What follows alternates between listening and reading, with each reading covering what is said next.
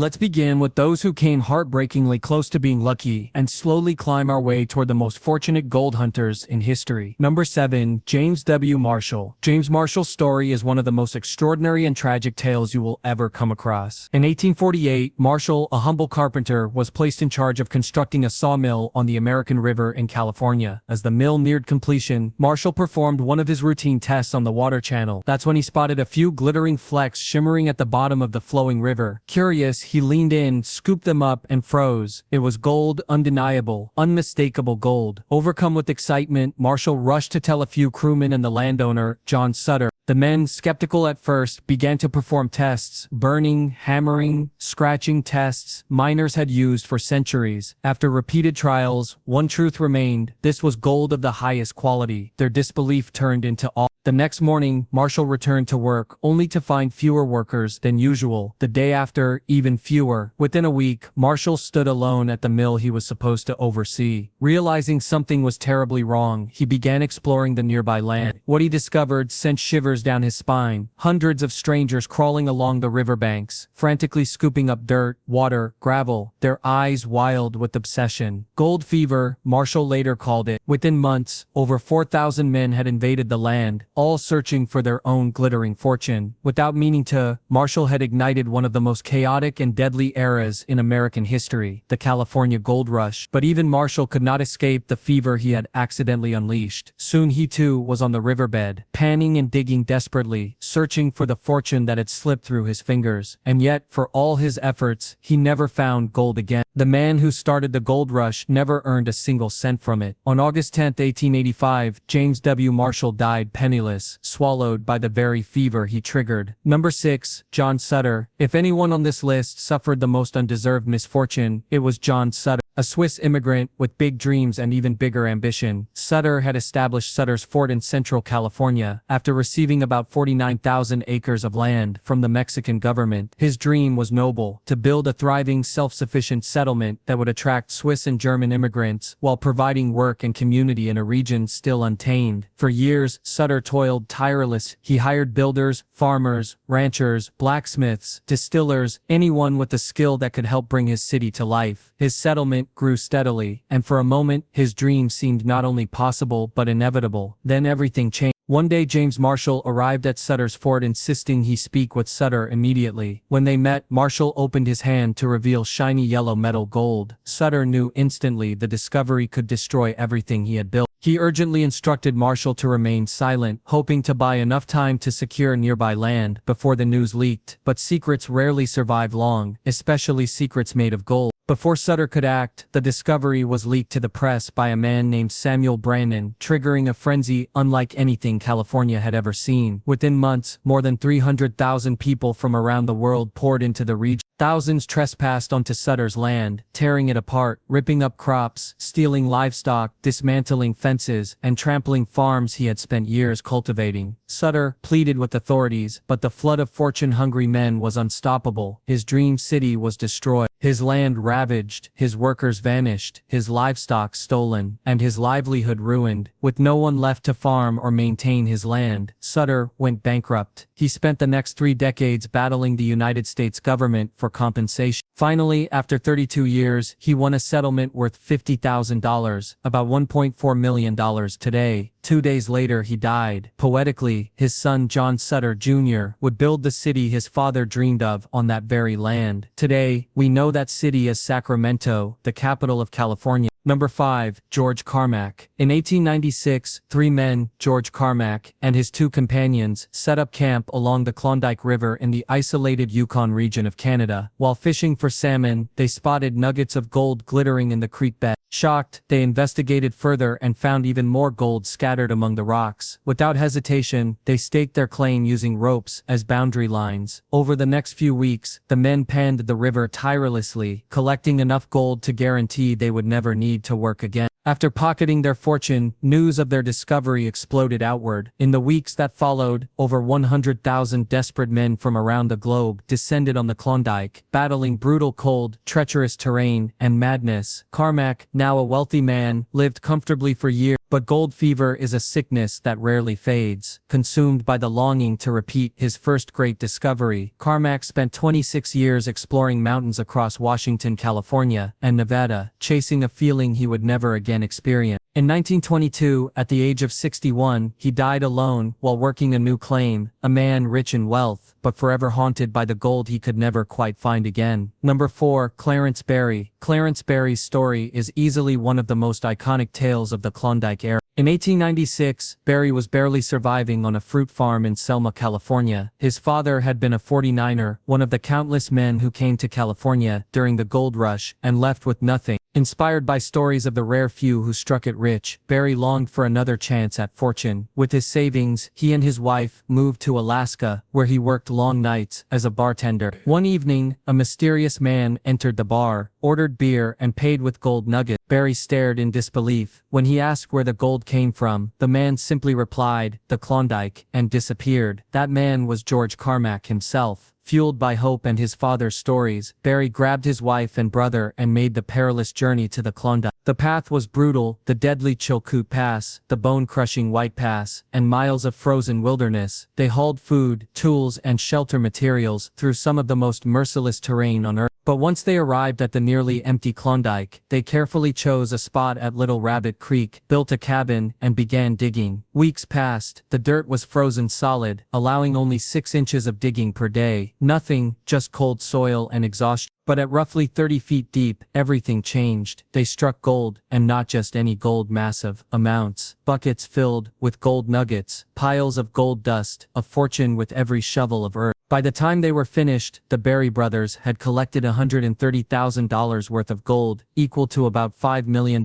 today. Days later came the explosion of the Klondike Gold Rush, with over 50,000 men flooding the region, but the Berrys had already taken their fortune and left. They invested their wealth wisely, founding Berry Petroleum, a company that eventually became a major U.S. oil corporation and traded on the New York Stock Exchange. John Deason and Richard Oates, the monster beneath the soil. For decades after the Victorian gold rush, thousands of men roamed the rugged lands of Australia, convinced that luck still lingered beneath the dirt. Most had given up hope, but two such diehards, John Deason and Richard Oates, refused to abandon the dream. They had moved inland, far from the rivers where the early prospectors had torn up the earth. Their chosen location, Bulldog Gully, didn't look like much, just another quiet spot with endless stretches of coarse soil and stubborn clay. But Deason and Oates had something most others lacked: patience, grit, and the unshakable belief that gold still slept beneath the surface. On what seemed like an ordinary day, Deason knelt down and began scraping the surface of the soil with his pickaxe. The sound of metal striking dirt echoed across the silent field, until it suddenly changed. A hard, metallic thud reverberated beneath his feet, a sound entirely different from the usual dull scrape of dirt and stone. Curious, Deason leaned down and brushed away a light layer of earth. At first it looked like nothing more than a glint, a shimmer of yellow barely peeking through the soil. But as he cleared more dirt away, the shimmer grew wider, brighter, more solid. He reached down, expecting to pull out a decently sized nugget, but as he tugged, nothing budged. It was stuck deeply embedded. Thinking it was just wedged in place, Deason slipped his pickaxe underneath the lump of gold and tried to pry it loose. The moment he applied force, the pickaxe snapped clean in half. Both men froze. Whatever lay beneath the dirt wasn't just a nugget, it was massive. With renewed urgency, they began gently sweeping away the surrounding soil. Every pass of their hands revealed more of the gold, widening it inch by inch. 2 inches turned to 4, 4 became 6. Before long they found themselves staring at a slab of gold so large it defied belief. By the time they had fully exposed it, the nugget stretched 2 feet in length and was nearly a foot thick. They had no idea at the time, but they were kneeling over what would soon be called the largest gold nugget ever found in human history. The nugget weighed an astonishing 241 pounds, so heavy that it had to be chopped into 3 separate pieces, simply to move it. Within days, word spread like wildfire. Their nugget, later named the Welcome Stranger, earned them around the 9,400 ends, equivalent to roughly $6 million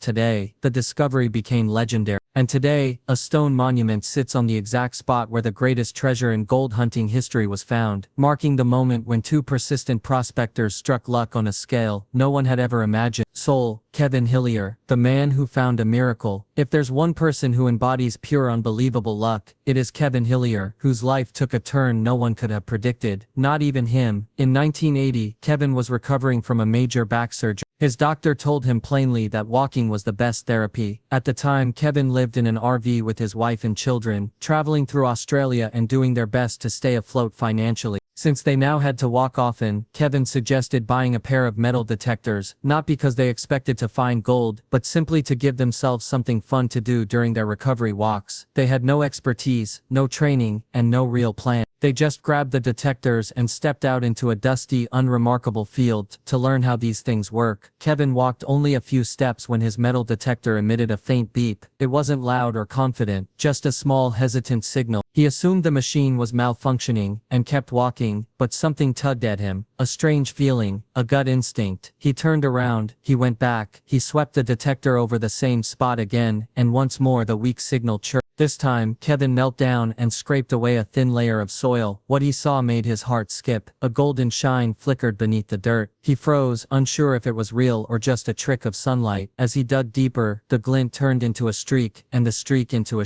Meanwhile, Kevin's wife, Bep, was making her way toward him from across the field. From a distance, she saw her husband collapsed on the ground. Panic struck her chest. She feared his back had given out or he had fainted from pain. She sprinted toward him. But as she got closer, she saw something she never expected. Kevin trembling, crying, unable to speak. Beside him lay a small opening in the dirt. Inside, something golden, something impossibly huge, was wedged deep into the earth. Together they dug, using their hands at first, then their tools, but no matter how much soil they removed, the gold kept going, stretching deeper, wider, heavier. It felt endless. When they finally pried it free, what lay in front of them was beyond belief. An 18-inch long, 61-pound gold nugget, the second largest gold nugget ever discovered, and perhaps the purest, at 90. Terrified someone might steal it, the couple ran back to their RV, shoved the nugget under their bed, and slept on top of it for several nights, afraid even to close their eyes. Eventually they chose to auction it. A Las Vegas casino bought it for $1 million,